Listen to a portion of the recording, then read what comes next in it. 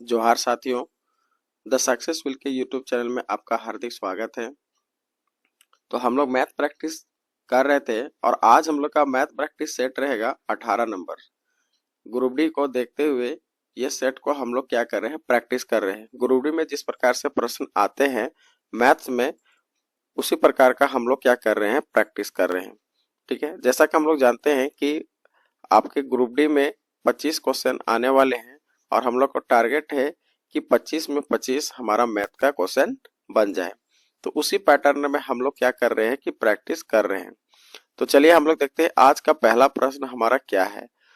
तो पहला प्रश्न हमारा है कि संख्या 7187544023 निम्न में से किससे विभाजित है। तो यहाँ जो संख्या दिख रही है, इस संख्या को आपको देखना है कि चार ऑप्शन में से कौन सा ऑप्शन से ये क्या होगा, पूरी तरह से डिवाइड होगा।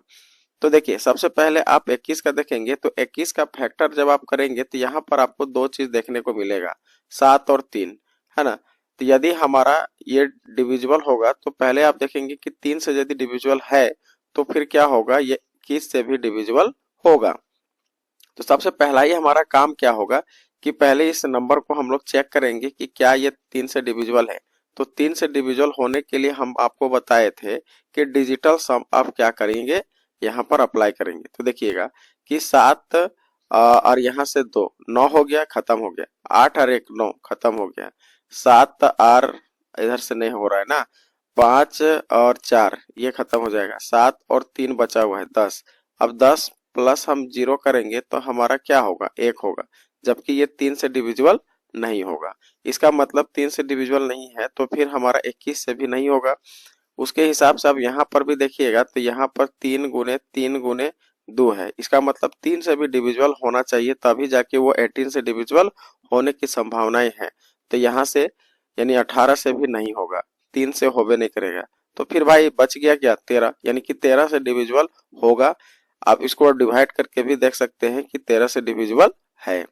ठीक है, तो इस प्रकार से हम लोग क्या कर सकते हैं, ऑप्शन इल्यूमिनेट करके इस क्वेश्चन को बना सकते हैं। और नहीं तो फिर आपको 21 से, 13 से और 3 से और 18 से क्या करना होगा, डायरेक्टली डिवाइड करके देखना पड़ेगा, तो वो टफ पड़ेगा। ये जो हम मेथड बताएं, इसी मेथड से आपको क्या करना है, एग्जाम में भी प्रश्न को सॉल्व करना है। चलिए दोस्तों, अब हमारे पास अगला प्रश्न जो है वो कहता क्या है कि 500 अंकित मूल्य वाली एक वस्तु को 425 में बेचा जाता है तो छूट प्रतिशत ज्ञात करें। तो बहुत आसान सवाल है। देखिए 500 में क्या है, हमारा एमपी है, यानी मार्क प्राइस 500 रखा है, और एसपी जो हमारा है वो बेचा कितना में, 425 में। तो आप देखिए कि कितना का डिस्काउंट हुआ। तो यहाँ पर ध्यान देंगे कि डिस्काउंट जब हम यहाँ पर देखेंगे तो 500 में 425 को हम घटा देंगे तो कितना का डिस्काउंट हुआ, 75 का। अब यदि इसको हमारा परसेंटेज में पूछ रहा है तो भाई पहले हमारा दाम कितना था, 500। अब उसको परसेंटेज में बदलना है तो 100 से मल्टीप्लाई कर दीजिए। अब यहाँ पर आप देख सकते हैं कि 2 जीरो कैंसल ले लेगा। ठीक है, अब 5 इसको भागा दे दीजिए, 5 एक का 5, और फिर हमारा यहाँ से क्या हो जाएगा, 5 बचे 25, यानी कि इसका जो आंसर होगा वो हमारा होगा 15%। तो ऑप्शन नंबर सी इसका सही आंसर हो जाएगा। चलिए अब हम लोग देखते हैं प्रश्न संख्या 3। हमारा क्या कहता है कि एक लंबवृत्तीय बेलन के आधार की त्रिज्या को हम कम कर देते हैं कितना, 18%, और ऊंचाई में 141% बढ़ा देते हैं। देखिए, तो इसको हम लोग डायरेक्टली सॉल्व करेंगे कि सबसे पहले देखिए कम कितना किया गया, रेडियस में कम कर गया। और रेडियस हमेशा देखिएगा कि वॉल्यूम में हमारा क्या होता है कि आर स्क्वायर होता है। ठीक है, तो क्या कीजिए कि 100% में 18 को हम डिवाइड करें, घटाएंगे तो कितना होगा, 82 होगा। अब 82 का स्क्वायर होगा तो 82 को 2 बार लिखेंगे, और हमारा 141% है बढ़ा हुआ, तो वो हमारा कितना हो जाएगा, 141% हम जो उसको बढ़ाएंगे तो कितना हमारा आंसर आएगा। अब 100 मेरा पहले से था और 141 बढ़ा दीजिए तो कितना हो जाएगा, 241। ठीक है, अब 241% मेरा हो जाएगा।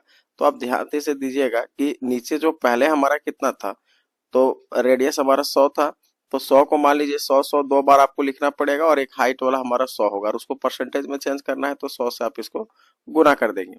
अब आप इसको क्या कीजिए, सॉल्व कीजिए। तो यहाँ से तो 100 कैंसिल ले लेगा। जब आप इसको 82 और 241 को मल्टीप्लाई कीजिएगा तो हमारा आ जाएगा 1620484, और डिवाइडेड बाय आप देखेंगे कि हमारे नीचे 4 जीरो है। जब आप इसको डिवाइड करेंगे तो हमारे पास आएगा 162, है ना, पॉइंट में हमारा हो जाएगा 0484। ठीक है, अब इतना प्रतिशत हमारा जो है बढ़ के हमारा वॉल्यूम हुआ। तो पहले मेरा 100 था, अब हमारा हो गया 162.0484। ठीक है, तो बढ़ा कितना भाई, तो 62 पॉइंट के आसपास बढ़ रहा है, 62.0484 बढ़ रहा है। तो इसको एवरेज में हम लोग क्या कर सकते हैं कि 62% हमारा क्या हो रहा है, इंक्रीजमेंट हो रहा है। इसका सही आंसर हो जाएगा ऑप्शन नंबर डी। देखिए अगला प्रश्न हमारा 4 नंबर है और ये क्या है, हमारा सॉल्यूशन पर आधारित है। तो देखिएगा कि सबसे पहले हमारा 135 है और उसके बाद डिवाइड में हमारा क्या है 25 और प्लस में 5 इंटू 7-3, है ना, और ब्रैकेट है। अब इसको पूरे को सॉल्व करना है। तो सिंपली आप स्टेप बाय स्टेप इसको क्या करेंगे कि सॉल्व करेंगे। 135 तो रहेगा ही, डिवाइड हमारा रहेगा ही, उसके बाद आप देखिए 25 रहेगा, प्लस में आप यहाँ पर 7 में से 3 को सब्ट्रैक्ट करेंगे तो हमारा 4 होगा, 4 को 5 से मल्टीप्लाई करेंगे तो 20 हो जाएगा। ठीक है, अब इसके बाद हमारा 135 रहेगा और डिवाइडेड बाय हमारा क्या होगा, दोनों को ऐड करेंगे तो हो जाएगा 45 और 45 से डिवाइड करेंगे 135 को तो हमारा आंसर कितना आ जाएगा, 3 आ जाएगा। यानी इसका सही आंसर जो होगा ऑप्शन नंबर बी होगा। एकदम आसान सवाल है, इस तरह को हम लोग क्या कर सकते हैं, कैलकुलेशन फास्ट करने के लिए फटाफट आप क्या कर सकते हैं, उसको बना सकते हैं। देखिए 5 नंबर वाला सवाल हमारा क्या कहता है कि दो क्रमागत प्राकृतिक संख्याओं का गुणनफल 462 है। ठीक है, दो क्रमागत प्राकृतिक संख्याओं का गुणनफल कितना दिया है, 462, और दोनों संख्याओं में से बड़ी संख्या ज्ञात करना है। अच्छा बताइए कि यहाँ पर जो भी संख्या होगा तो कहीं ना कहीं बड़ा ही संख्या होगा, तो बाय ऑप्शन से ही इसको हम लोग चेक करेंगे, लगातार दो संख्या को मल्टीप्लाई कर देंगे। ठीक है, तो अब आप सोचिए कि जैसे हम लोग मान लीजिए कि 23 है, तो 23 को हम लोग उसके पीछे वाला ले लेंगे, तो 22 और 23 को हम मल्टीप्लाई करके देखते हैं कि हमारा कितना होगा। 22 और 23 को मल्टीप्लाई करके देखिए तो कितना होगा, 22 गुने 23 करिए तो हमारे पास आ जाएगा 506, जबकि हमको आना कितना चाहिए, 462। तो यानी कि 22 और 23 में हमारा बड़ा संख्या 23 नहीं हो सकता है, तो यह ऑप्शन गलत हो जाएगा। अब 21 है, तो 21 मेरा बड़ा संख्या है, तो 21 के पीछे हम लोग 20 को मल्टीप्लाई करते हैं। तो अब देखिए कि 20 और हम 21 को मल्टीप्लाई करेंगे तो हमारा कितना हो जा रहा है, 420 हो जा रहा है। तो ये भी ऑप्शन नहीं हो सकता है। अब आप देखेंगे सी ऑप्शन में देखेंगे तो 22 हमारा दिया हुआ है, इसके पीछे हम 21 लेंगे, तो 21 को हम मल्टीप्लाई करते हैं, देखते हैं इसका क्या होता है। 21 गुने 22 करेंगे तो 462 मेरा आ जा रहा है। इसका मतलब जो सबसे ये लगातार संख्या हमारा 21 और 22 है और उसमें से बड़ी संख्या हमारा 22 है, तो ऑप्शन नंबर सी इसका सही आंसर हो जाएगा।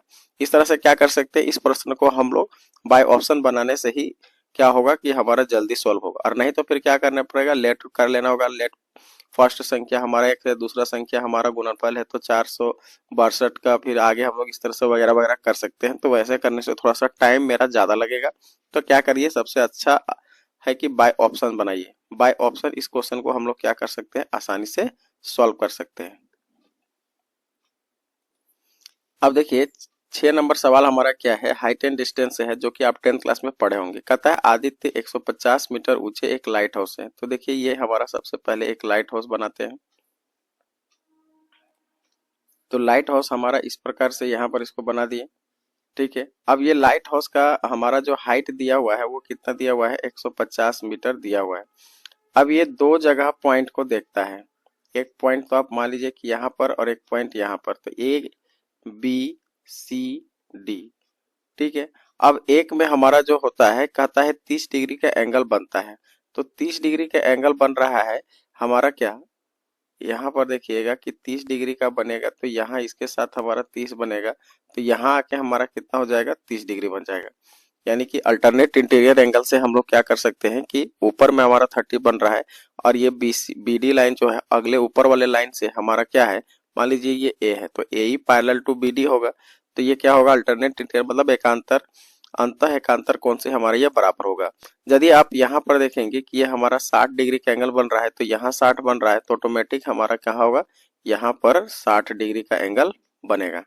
ठीक है, अब हमको कह रहा है कि नावों के दोनों नाव के देख रहा है, तो दोनों नावों के बीच का दूरी, मतलब हमको CD निकालना है कि CD हमारा क्या होगा। तो देखिएगा एकदम सिंपल सा फॉर्मूला है इसमें कि दोनों नाव का बीच का दूरी हम लोग को कैसे लिखेगा, दोनों नाव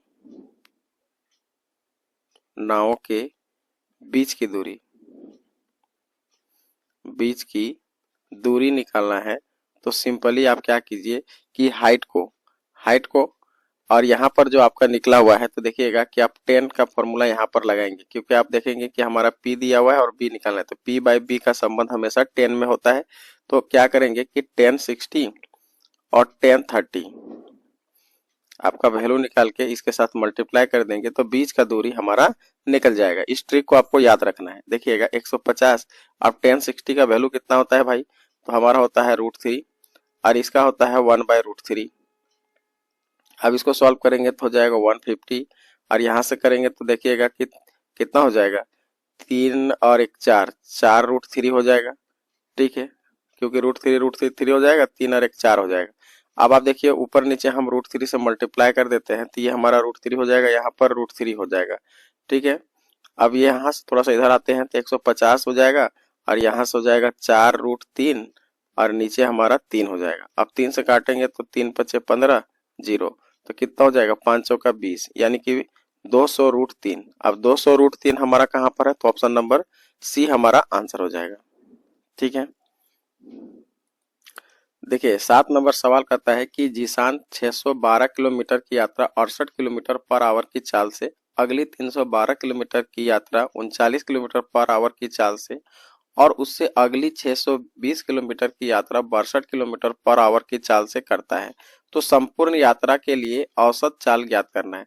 तो देखिए सिंपली क्या है कि औसत चाल बराबर हमारा क्या होता है कि टोटल डिस्टेंस। तो टोटल डिस्टेंस हमारे पास होगा 612 प्लस में हो जाएगा 312 फिर प्लस में हो जाएगा 620। ठीक है, और टोटल डिस्टेंस के बाद हमारा होता है टोटल टाइम टेकन। तो यहाँ पर देखिए स्पीड दिया हुआ है और डिस्टेंस दिया हुआ है, तो टाइम आपको निकालना होगा। तो 612 बटे क्या हो जाएगा 68, फिर हमारा होगा 312 और बटे में हो जाएगा 39, यानी टाइम आपका निकल रहा है। 620 को हम क्या करेंगे 62 से डिवाइड करेंगे। अब 68 से इसको डिवाइड करेंगे तो कितने बार में ये डिवाइड हो जाएगा, तो 9 बार में हो जाएगा। 39 को हम 312 से करेंगे तो 8 बार में कट जाएगा। 62 को हम इससे करेंगे तो 10 बार में खत्म हो जाएगा। अब ऊपर वाला को ऐड करेंगे तो हो जाएगा 1544 और नीचे वाला टाइम हमारा सब है, तो सब टाइम को हम ऐड करेंगे तो 27 हो जाएगा। अब 27 इसको भागा दे दीजिए तो हमारे पास आंसर हो जाएगा 57.18 किलोमीटर पर आवर। ठीक है, तो इसका सही आंसर हो जाएगा ऑप्शन नंबर ए। देखिए 8 नंबर प्रश्न हमारा क्या कहता है कि एलसीएम निकालना है। तो ऐसा प्रश्न हम लोग बहुत बार कर चुके हैं, है ना। प्रीवियस वीडियो में आप देखेंगे तो इस तरह का क्वेश्चन हम लोग बहुत बना चुके हैं, तो उसी मेथड का हम लोग यहाँ पर यूज करेंगे। तो सबसे पहले देखिए कि 4.7 है और 0.04 है। तो सबसे पहले ना इसको डेसिमल को हटाइए, तो डेसिमल हटाएंगे तो हो जाएगा 47/10 और यहाँ पर हो जाएगा 4/100। अब देखिए नीचे वाला को हमेशा सेम करने का कोशिश करिए, तो सेम करने की कोशिश करेंगे तो यहाँ एक 0 बढ़ाना पड़ेगा, तो ऊपर भी हमारा 100 बढ़ाना पड़ेगा। अब हमको एलसीएम निकालना है, तो एलसीएम निकालने के लिए ऊपर वाला, यानी कि जब हम फ्रैक्शन का एलसीएम निकालते हैं तो फ्रैक्शन का एलसीएम निकालने के लिए क्या होता है कि जो भी निकाला बोला है तो उसको आपको अंश में यानी कि न्यूमरेटर में निकालना है, और जो नहीं बोला गया है उसको आपको क्या करना है नीचे निकालना है, यानी कि एचसीएफ आपको निकालना होगा। तो सबसे पहले आपको क्या करना पड़ेगा कि एलसीएम निकालना होगा 470 और 4 का। ठीक है, और नीचे आपका जो है उसको क्या कर देना है एचसीएफ निकालना है। तो एचसीएफ मेरा 100, यहाँ पर 100 और 100 का एचसीएफ आपको निकालना है। तो अब आप यहाँ पर ध्यान देंगे कि एलसीएम 470 और 4 का कितना होगा। तो 470 और 4 का हम जब एलसीएम निकालेंगे तो होगा 940, और नीचे एचसीएफ हमारा दोनों का सेम नंबर रहता है, तो हमेशा क्या होता है वही होगा 100। यदि सेम नंबर है चाहे 100 है तो उसका एलसीएम भी निकालेंगे तो 100 ही होगा और एचसीएफ भी निकालेंगे तो 100 ही होगा। अब इसको काट दीजिए, जो आएगा आंसर हो जाएगा। 1 0 यहाँ से कैंसिल ले रहा है, अब डिवाइड करेंगे तो हो जाएगा 9.4। तो 9.4 हमारा क्या हो जाएगा एलसीएम। ऑप्शन नंबर सी इसका सही आंसर होगा। देखिए अगला क्वेश्चन हमारा क्या करता है कि एक विक्रेता 20% की हानि पर गेहूं बेचने का दावा करता है, लेकिन वह उल्लेखित वजन से 35% कम वजन का उपयोग करता है, तो करके बेईमानी करता है, उसका वास्तविक लाभ क्या होगा। तो देखिएगा कि रियल जो आपका प्रॉफिट होगा, रियल प्रॉफिट हमारा निकालना है, तो यानी कि वास्तविक लाभ। तो ध्यान दीजिए सबसे पहले वो क्या है कि 100% था, लेकिन 20% का हमारा हानि हो रहा है, तो 20 आप यहाँ पर डिवाइड घटा दीजिए, और यहाँ पर देखिए कि 100 है और कितना प्रतिशत कम वजन कर रहा है, तो 35% कम वजन कर रहा है। ठीक है, अब आप इसमें क्या करेंगे कि 100 से मल्टीप्लाई कर देंगे और आप इसको क्या करेंगे कि 100 से फिर डिवाइड कर देंगे, क्योंकि 100% आपको देना था लेकिन दे कितना रहा है, इतना है ना, तो यानी कि वजन में कमी कर रहा है। तो डायरेक्टली आप इसको सॉल्व करिए, तो सॉल्व करेंगे तो यहाँ हो जाएगा 80 और बटा में 65 और गुना में 100 और माइनस में हो जाएगा 100। अब इसको आगे सॉल्व करेंगे तो 1.23 हो जाएगा, इसको मल्टीप्लाई करेंगे 100 से और माइनस में 100। अब आप इसको सॉल्व करेंगे तो हो जाएगा 123 और 123 में 100 को हम डिवाइड कर सब्ट्रैक्ट कर देंगे तो हमारा हो जाएगा 23%, यानी कि अप्रोक्स हमारा कितना जा रहा है, 23%। तो इसका सही आंसर हो जाएगा ऑप्शन नंबर सी। देखिए 10 नंबर सवाल हमारा बहुत आसान कहता है कि 4000 की धनराशि 7.5% वार्षिक दर से 8 फरवरी 2024 से 9 अप्रैल 2024 तक की अवधि में साधारण ब्याज गत करना है। सबसे पहले आप ना टाइम निकालें, तो टाइम निकालने के लिए आपको क्या करना पड़ेगा कि यहाँ पर आपको निकालना पड़ेगा, इसको सब्ट्रैक्ट करना होगा। 9 अप्रैल यानी कि 2024 अप्रैल मतलब चौथा महीना और फिर ये हमारा 9 अप्रैल है, फिर हमारा 2024 में ही फरवरी है, फरवरी हमारा 2 है और 8 फरवरी है। अब आप इसको सब्ट्रैक्ट करेंगे तो यहाँ पर हमारा कितना होगा 2 और यहाँ 1 दिन, यानी 2 मंथ 1 दिन, यानी दिन में बदलेंगे तो हमारा कितना हो जाएगा 60 और 60 और 1 61 दिन हो रहा है, 61 डे। इसको आप ईयर में बदलेंगे तो 61 बटा कितना हो जाएगा 365, ये हमारा ईयर में चेंज हो गया, ठीक है, यानी कि वर्ष में। अब आप यहाँ पर सिंपली एसआई निकाल दीजिए इंटरेस्ट, तो इंटरेस्ट हमारा होता है पीआरटी बाई 100, पीआरटी बाई 100 आप यहाँ पर लगा दीजिए। तो प्रिंसिपल हमारा 4000 है, ठीक है, और मल्टीप्लाई रेट हमारा 7.5% है और यहाँ टाइम हमारा 61 बटा कितना है 365 और मल्टीप्लाइड में हमारा नीचे 100 रहता है, तो 2 जीरो यहाँ से तो कैंसिल ही ले लेगा। अब आप इसको काट किट करिए, जो होगा आंसर हो जाएगा।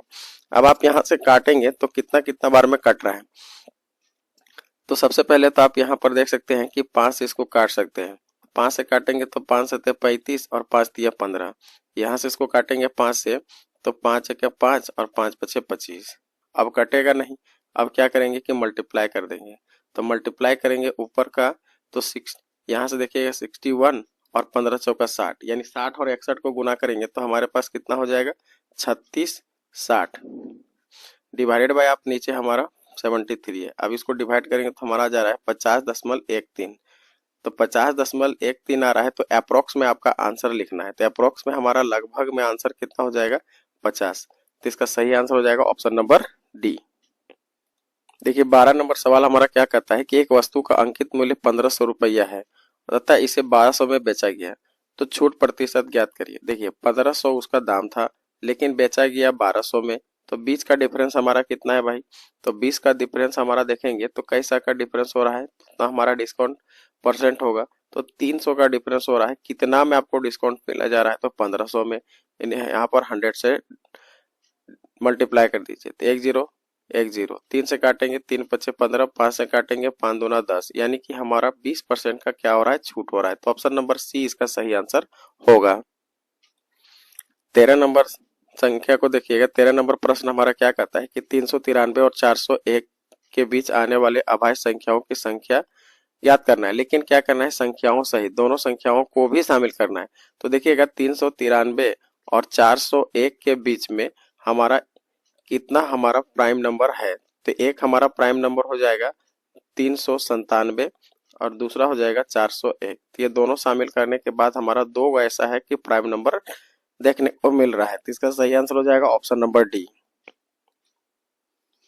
देखिए अगला प्रश्न हमारा क्या है, कहता है 14 नंबर की पाइप ए एक टंकी को 15 घंटे में भर सकता है। तो देखिए सबसे पहले वो भरने का काम कर रहा है, तो ए कितने घंटा में भर सकता है भाई, तो प्लस साइन दीजिए, 15 घंटा में भर सकता है। फिर कहता है कि बी उसी पाइप को यानी उसी टंकी को 27 घंटे में भर सकता है, तो प्लस 27 घंटा का समय लगाता है। और कहता है सी उसी टंकी को 10 घंटे अकेले क्या कर सकता है, भर सकता है, ठीक है। तो अब कहता है यदि तीनों पाइप को एक साथ भर दिया जाए तो कितना समय लगाएगा। तो सबसे पहले ये टाइम एंड वर्क का जैसा आपका काम करेगा, तो सबसे पहले 15, 27 और 10 का क्या कीजिए एलसीएम करेंगे, तो एलसीएम करने से हमारा कितना आएगा 270, यानी कि टोटल हमारा काम पता चल गया कि टोटल टंकी में हमको पानी कितना भरना है। अब सबका एफिशिएंसी निकालेंगे, तो 15 से हम 270 को डिवाइड करेंगे तो हमारा आ जाएगा 18, अब 27 से डिवाइड करेंगे तो हमारा आ जाएगा 10 और यहाँ इससे डिवाइड करेंगे तो हमारा हो जाएगा 27। अब तीनों मिलकर देखिएगा तो ए, बी और सी तीनों एक साथ मिलेंगे तो देखिएगा कि 270 को कितना समय में भर सकते हैं। तो सबका एफिशिएंसी जोड़ दीजिए, 27, 10 और 18 को हम जब ऐड करेंगे तो हमारा आ जाएगा 55। अब आप क्या कीजिए, इसको 55 से डिवाइड करिए। तो पहले काटिए, 5 से कट रहा है तो 5 एके 5, 5 एके 5, 5 पचे 25 और 5 चौका 20। यानी कि अब क्या करेंगे कि 54 को 11 से डिवाइड करेंगे। तो जब हम डिवाइड करेंगे तो हमारा हो जाएगा 4.10/11, है ना। इतना घंटा का आपको समय लगेगा। तो ऑप्शन में आपके पास है 4.10/11, यानी ऑप्शन नंबर डी इसका सही आंसर होगा। देखिए 15 नंबर सवाल को हम लोग को क्या करना है, सॉल्व करना है। तो सबसे पहले इसको आप लिखते हैं। तो क्या करेंगे कि ये है 2 का मल्टीप्लाइड में 6/2 का हमारा एक्स स्क्वायर है, माइनस में हमारा 22x है, प्लस में हमारा 15 है, फिर माइनस में 6 है, फिर है एक्स स्क्वायर, फिर प्लस में 5x है और माइनस में 18 है। इसको आप मल्टीप्लाई करते जाइएगा। देखिए 2 को हम 6/2 से मल्टीप्लाई करेंगे तो 2 2 कैंसिल होगा तो बच जाएगा हमारा 6 स्क्वायर। अब यहाँ से 2 से मल्टीप्लाई करेंगे तो हमारा 44x हो जाएगा और 15 दूना 30 हो जाएगा। यहाँ से आप करेंगे तो 6x स्क्वायर हो जाएगा और माइनस हमारा हो जाएगा 6 पचे 30x हो जाएगा और माइनस माइनस प्लस हो जाएगा 18 छक कितना हो जाएगा, 18 छक 108 हो जाएगा। ठीक है, अब आप इसको डायरेक्टली आप देखिए कि कितना होगा, 6x स्क्वायर और 6x स्क्वायर तो ये कैंसिल ही ले लेगा। माइनस में 44x है और ये 30x है माइनस में, तो दोनों ऐड हो जाएगा तो हमारा हो जाएगा माइनस में 74x। अब यहाँ पर 30 है और 108 है, यानी कि 30 और 108 को आप ऐड करेंगे तो हमारे पास आ जाएगा कितना, प्लस में हमारा आ जाएगा 30, 108 को हम ऐड कर देंगे तो हमारे पास आ जाएगा 138। तो ऑप्शन नंबर इसका सही आंसर हो जाएगा। माइनस में है 74x और प्लस में 138 है, तो कौन सा ऑप्शन हो जाएगा, ऑप्शन नंबर बी इसका सही आंसर होगा। देखिए 16 नंबर सवाल हमारा बहुत आसान है। कहता है कि 16 और 40 का तृतीय अनुपात। तो जब भी आपको तृतीय अनुपात यानी कि थर्ड प्रोपोर्शन निकालने के लिए बोल रहा है, थर्ड प्रोपोर्शन, जिसका डायरेक्ट फॉर्मूला होता है कि जो हमारा है सेकेंड नंबर, तो सेकेंड नंबर यानी कि बी स्क्वायर बाई ए होता है। तो बी हमारा कितना है 40, तो 2 बार लिखिए 40 गुने 40 और बटा में हमारा क्या है 16। अब इसको काट दीजिए, जो आएगा आंसर 8 से काटेंगे तो 8 दूनी 16, 8 पचे 40, 2 से हम इसको 2 अठी 16, अच्छा 2 से काटेंगे 2 दूना 4, 0, तो 20 पचे कितना हो जाएगा 100। तो इसका सही आंसर हो जाएगा ऑप्शन नंबर ए यानी कि 100। देखिए 17 नंबर सवाल हमारा कहता है कि सलील के वेतन में पहले 25% की कमी की गई और बाद में 12% की वृद्धि की गई, तो अंतिम वेतन उसके शुरुआती वेतन से कितने प्रतिशत कम है। यानी कि इसको आपको समतुल्य में, आपको समतुल्य परसेंटेज में आप इसको क्या कीजिए, बदल दीजिए। तो पहले देखिए कि आपको क्या किया गया है, कमी किया गया तो माइनस में 25% किया गया, फिर उसमें 12% बढ़ा दिया गया। अब माइनस प्लस क्या हो जाएगा, माइनस होगा 25 गुने हमारा क्या हो जाएगा 12 और बटा में हमारा यहाँ पर 100 हो जाएगा। अब माइनस प्लस करेंगे तो यहाँ पर कितना आ जाएगा, माइनस में 13 होगा और यहाँ से 25 को काट सकते हैं, 25 चौका 100 और 4 से 4 तिया 12, तो माइनस में हमारा 3 आ गया। अब माइनस माइनस क्या होता है प्लस, तो माइनस में 16% हमारा हो रहा है, यानी कि 16% की आपकी क्या होगी, कमी होगी। तो 16% की कमी हो रहा है, यानी कि ऑप्शन नंबर ए इसका सही आंसर होगा। देखिए अब हमारा 18 नंबर प्रश्न कहता है कि 4 पुरुष किसी कार्य को 10 दिन में पूरा कर सकते हैं, 3 महिलाएं 16 दिन में पूरा कर सकते हैं। तो हमको बोल रहा है कि 6 महिला और 5 पुरुष इस काम को कितने दिन में पूरा करेंगे। तो यहाँ थोड़ा सा स्मार्ट तरीका हम लोग लगाएंगे। देखिए सबसे पहले बोला कि 4 जो मैन है वो कितने दिन में काम कर सकते हैं, 10 दिन में काम कर सकते हैं। ठीक है, तो मान लीजिए कि एक मैन हमारा कितना दिन में करेगा भाई, 10 गुने 4 यानी कि 40 दिन का समय लगाएगा। ठीक है, अब आप देखिए प्रश्न में हमको निकालना था कि 5 पुरुष का, तो हम ना 5 पुरुष का पहले यहाँ पर निकालेंगे कि 5 पुरुष अकेले यदि उस काम को करता है तो 40/5 काम करता है, यानी कि 8 दिन में काम करता है। ठीक है, अब आप यहाँ पर देखिए कि अगला हमको बोल रहा है कि 3 महिला यानी कि 3 वुमेन जो है वो कितने दिन में काम कर सकता है, 16 दिन में कर सकता है। ठीक है, अब आप यहाँ एक वुमेन का हम क्षमता को देखेंगे तो 16 गुने 3 हो जाएगा, तो 16 दूना 32, 16 3 48, 48 दिन का समय लगाता है। लेकिन हमको यहाँ पर महिला कितना लगाना है 6, तो 6 महिला वो काम को कितने दिन में करती, तो 48/6, 6 कितना होता है 6 8 48, यानी कि ये भी हमारा है कि 6 वुमेन जो है 8 दिन का समय लगाता है। अब देखिए 8 और 8 का एलसीएम करेंगे तो हमारा 8 होगा, इसका एफिशिएंसी 1 होगा और इसका एफिशिएंसी 1 होगा। जब हम 6 वुमेन और 5 मेन को लगाएंगे तो वो उसका एफिशिएंसी तो 2 ही है, टोटल काम हमारा 8 है, तो 2 का हिसाब से हम इसको डिवाइड कर देंगे, 2 से काटेंगे तो 2 चौका 8, यानी कि वो समय लगाएगा 4 दिन का। तो ऑप्शन नंबर इसका सही हो जाएगा ऑप्शन नंबर ए। एकदम स्मार्ट तरीके से इस क्वेश्चन को हम लोग क्या किए, हैंडल कर लिए। देखिएगा इस प्रश्न को हम लोग सॉल्व करने का कोशिश करते हैं। देखिए क्या कहता है कि 19 नंबर के सबसे पहले आप क्या कीजिए कि एक ट्रायंगल बनाइए। तो ट्रायंगल एकदम बड़ा सा बनाइए क्योंकि इसमें एंगल भी लिखना है। तो हम लोग ये ट्रायंगल बना लिए। ट्रायंगल का नेमिंग कर दीजिए, ये ए है, ये बी है और ये सी है। अब कहता है कि बी डी ए सी पर लंब है, तो बी डी जो है ए सी पर लंब है। ए बी सी हम यदि इसको लिए तो बी डी हमारा इस पर एक लंब यहाँ पर लंब डाल दिए, ये क्या है डी। अब कहता है डी बी सी 44 है, तो खोजिए डी बी सी। तो डी बी सी हमारा यहाँ पर क्या है कि ये 44 डिग्री है, ठीक है। अब कहता है बी सी पर एक पॉइंट ई है और उसको हम मिला देते हैं, तो ई पॉइंट है। अब आगे हमको कहता है कि सी ए ई यानी यहाँ पर एंगल जो है आपका कितना है 23 है। तो सबसे पहले अपना सी निकालेंगे। तो सी निकालने के लिए आपको क्या करना होगा, 180 में है ना, यहाँ से 90 हमारा दिया ही हुआ है, 90 प्लस 44 को ऐड कर दीजिए और इसको घटा दीजिए। 180 में जब हम इसको घटाएंगे कितना आएगा 134, और इसको घटाएंगे तो हमारा हो जाएगा 46 डिग्री, ठीक है। अब हमारा एंगल ई निकल जाएगा। देखिए हम लोग जानते हैं कि जब ट्रायंगल का कभी भी हमारा बाह्य कोण निकलता है तो उसका जस्ट अपोजिट वाला, इंटीरियर एंगल का अपोजिट वाला दोनों का सम होता है। तो यहाँ पर 23 यानी कि एंगल ए और एंगल सी को ऐड करेंगे तो यहाँ वाला एंगल हमारा निकल जाएगा, एक्सटीरियर एंगल। ये हमारा मान के चलिए इसका एक्सटीरियर एंगल है ट्रायंगल ए सी ई का। तो ये कैसे निकलेगा भाई, डायरेक्टली आप क्या करेंगे कि 23 को और 46 को ऐड कर देंगे। तो ऐड करने से हमारा कितना हो जाएगा 69, यानी कि इसका सही आंसर हो जाएगा ऑप्शन नंबर डी।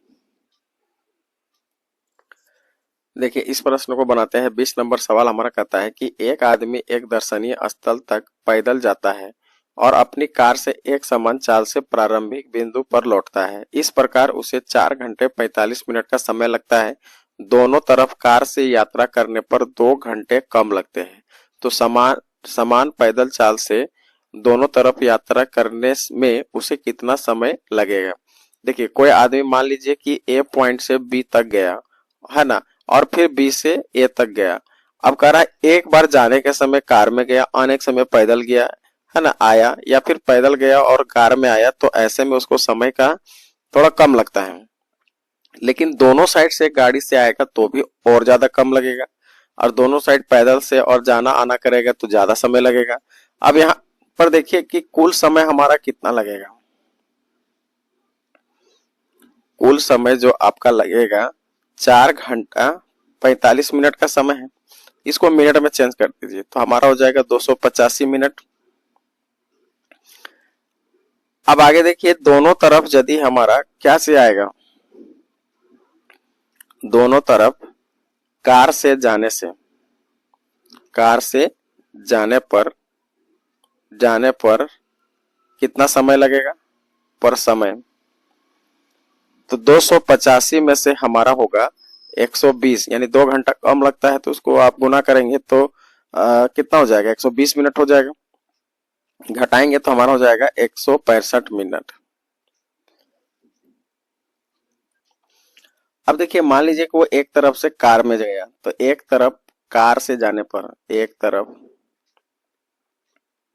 कार से जाने पर समय, तब उसका समय कितना लगेगा। तो 165 को आप 2 से डिवाइड कर दीजिए तो कितना हो जाएगा 82.5 मिनट।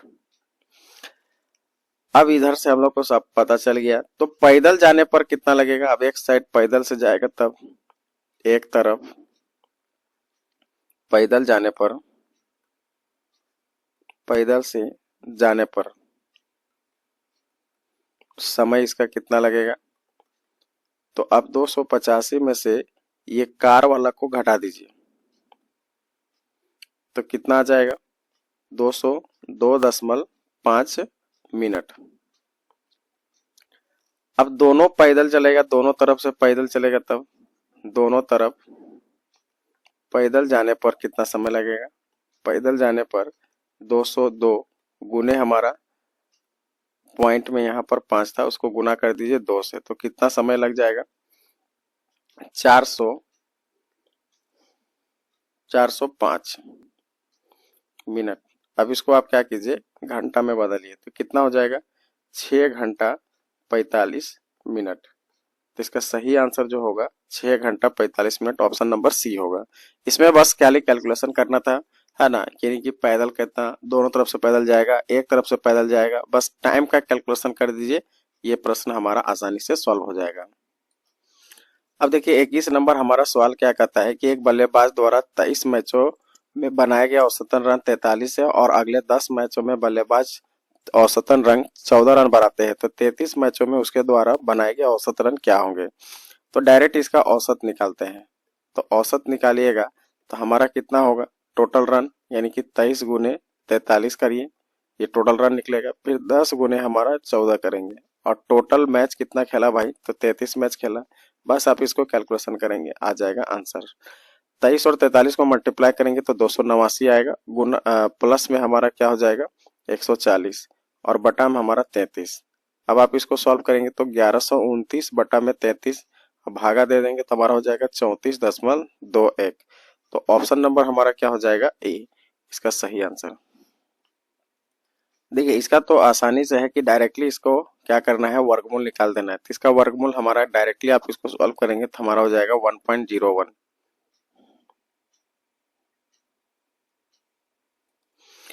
देखिए अब इस प्रश्न को देखते हैं, कहता है कि 30,600 को ए बी सी इस प्रकार बांटा गया, यानी कि विभाजित किया गया है कि ए के हिस्से का 8 गुना, यानी कि ए को हमको कितना मिलना है? 8 गुना। तो 8 ए के बराबर हमारा है 4 बी के बराबर हमारा है 3 सी का। अब यहाँ से ए और बी का रेशियो निकालेंगे तो ए और बी का रेशियो हमारा कितना हो जाएगा? ए और बी का रेशियो निकालेंगे तो 4:8 होगा।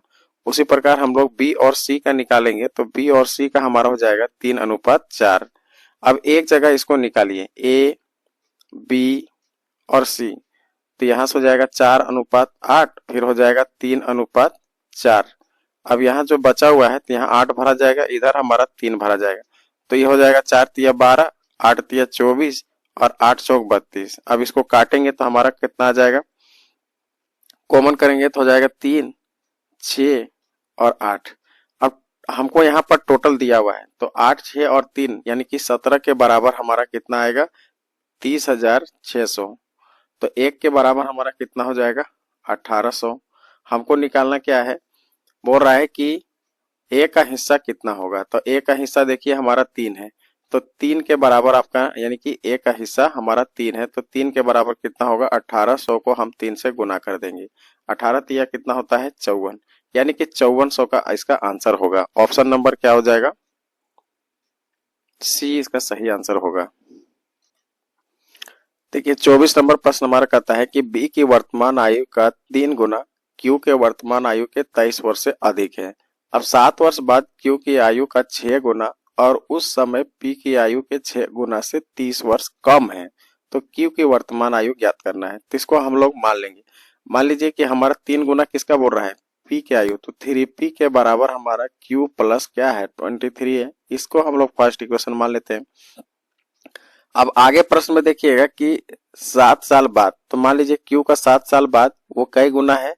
6 गुना के बराबर हमारा है पी के 7 साल के 6 गुना से 30 वर्ष कम।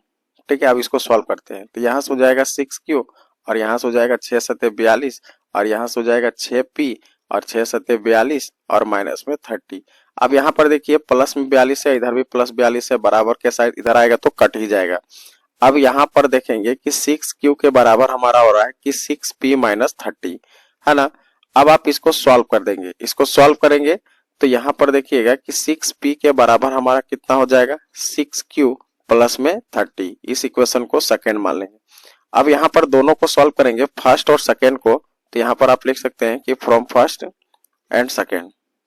अब तो हम फर्स्ट एंड सेकंड से देखेंगे कि यहाँ पर हमारा 3p के बराबर हमारा कितना है, q प्लस 23 है। तो थोड़ा सा इसको और आगे बढ़ा सकते हैं, मान लीजिए 3p कर देंगे तो 2 यहाँ से निकल जाएगा, तो 6q प्लस में 30 डिवाइडेड बाई 2 हो जाएगा। थोड़ा सा अब इसको मॉडल करेंगे तो हो जाएगा 2 तिया 6 यानी कि 3q प्लस यहाँ पर 15 हो जाएगा। अब आप इसको देखिए दोनों आपस में बराबर है, तो q प्लस 23 इधर से है और यहाँ से 3q प्लस में हमारा 15 है। अब इसको सॉल्व कीजिए तो 3q में से हमारा q सबट्रैक्ट हो जाएगा और 23 में हमारा क्या होगा कि 15 सबट्रैक्ट होगा, तो यहाँ बच गया 2q, यहाँ से हमारा कितना आ जाएगा 8 हो जाएगा। तो q का वैल्यू कितना हो जाएगा 4। तो इसका सही आंसर हो जाएगा ऑप्शन नंबर सी। अब देखिए 25 नंबर सवाल कहता है कि ए बी सी क्रमशः 8, 36 और 76 के अनुपात में धनराशि निवेश करते हैं। तो देखिएगा कि ए बी और सी निवेशित राशि कितना अनुपात में है, 8 अनुपात 36 अनुपात 76 है ना। इसको काटिएगा तो काटने के बाद हमारा आ जाएगा 2, 9 और 19। ठीक है, अब आप यहाँ पर देखिए कि टोटल इन्वेस्टर इन लोग का कितना है, तो टोटल ऐड करिए 19, 9 और 2 को ऐड करेंगे तो हमारा कितना हो जाएगा 30। और 30 के बराबर दिया है 30, 30। ठीक है, 1 के बराबर हमारा आ गया 101। हमको निकालना क्या है, बी और सी के हिस्सों का अंतर। तो बी और सी का ये दोनों का अंतर देखिए तो कितना हो रहा है, 10 का अंतर हो रहा है। तो 10 के बराबर आपको निकालना है, तो 10 के बराबर निकालेंगे तो 101 को आप 10 से मल्टीप्लाई कर दीजिए तो कितना हो जाएगा 10, 10 हो जाएगा। ऑप्शन नंबर इसका क्या हो जाएगा, ऑप्शन नंबर सी इसका सही आंसर होगा। इस तरह से हम लोग क्या किए कि 25 क्वेश्चन हम लोग सॉल्व किए। अब आप देखिए 25 क्वेश्चन में आपका कितना क्वेश्चन बना था, और जो क्वेश्चन आपका नहीं बना आप यहाँ से देख सकते हैं, एकदम आसान तरीके से आपको बताया गया है। ठीक है, तो आपने 25 क्वेश्चन देख लिया। अब हम लोग क्या करेंगे, अगले सेशन में फिर से एक 25 क्वेश्चन लाएंगे, है ना। तब तक के लिए क्या कीजिए, इस चैनल को अभी सब्सक्राइब कर लीजिए और ज्यादा से ज्यादा हो सके तो इस वीडियो को ज्यादा से ज्यादा शेयर करें, जिससे क्या होगा कि और लोगों का इसका बेनिफिट होगा। चलिए तो ठीक है, फिर अगले सेशन में हम लोग मिलते हैं, तब तक के लिए धन्यवाद।